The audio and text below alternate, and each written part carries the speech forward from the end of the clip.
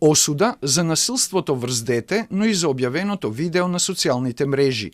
Ова е реакцијата од првата детска амбасада Меѓаши, откако на социјалните мрежи се споделува видео на кое се гледа и слуша мало девојче кое е врзано за вратот и рацете со јаже и така виси како вид казна за наводно украдени пари од малски дуќан. На видеото се слуша глас на возрасен човек кој го испрашува зошто ги украло парите, а девојчето одговара за да јаде и дека веќе нема да краде.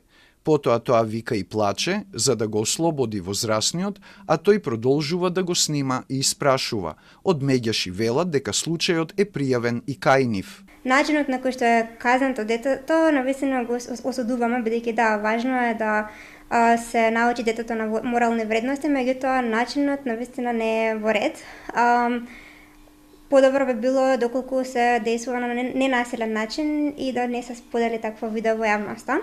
Второ, видеото, заматен ликот, како што и кажавте, меѓутоа исто така му се слуша и гласот на девојчето и самото тоа, поради тоа што е мала средина, може да предизвика да се препознае лесно, така што доколку се постира веќе видеото, убаво и гласот не се распознава во самото видео. Споделувањето на видеото предизвикува повторна виктимизација на детето, што може да има долгорочни психолошки последици врз него.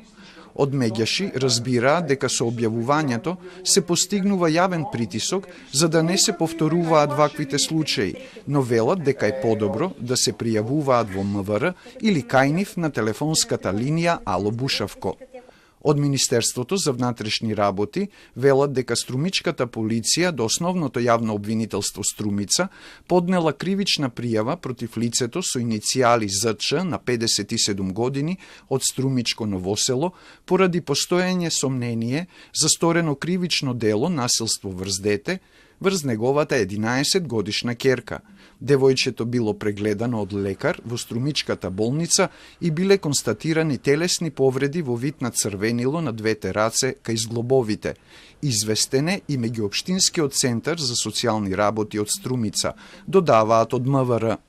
Телма се обрати и до меѓуопштинскиот центар за социјални работи, но тие не препратија до Министерството за социјална политика, демографија и млади, а оттаму го осудуваат секој атак на детското достоинство и велат дека ниту едно дете во државата не смее да страда и да му бидат газени правата.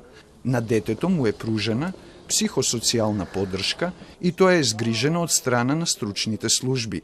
Во тек е инспекцијски надзор од страна на служби при Министерството со цел да се утврди фактичката состојба за констатираниот случај, дополнуваат од ресорот.